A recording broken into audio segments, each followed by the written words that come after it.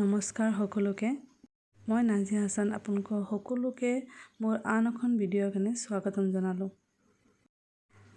ভিডিঅ'খন চাই আপোনালোকে গমেই পাইছে ভিডিঅ'খন কিহৰ কাৰণে বনোৱা হৈছে। আজিৰ দিনটোৰ কাৰণে সকলোৱে অপেক্ষা কৰি আছিল।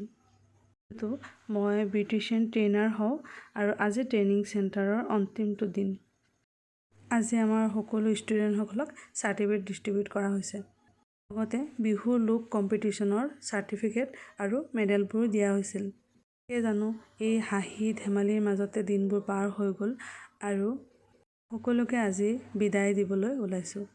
বিদায় অকল এই ক্লাছটোৰ কাৰণেহে হয়, কিন্তু মনৰ পৰা মই কাকোকে বিদায় দিয়া নাই।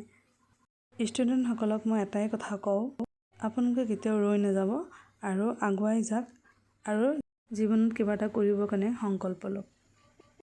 লগতে মই ধন্যবাদ দিব বিচাৰোঁ মোৰ দাদা এহতেশ্যাম সৰকাৰ, ধন্যবাদ দিব বিচাৰোঁ জয়ন্ত কুমাৰ দাস ছাৰক আৰু বিভা বাইদেউ,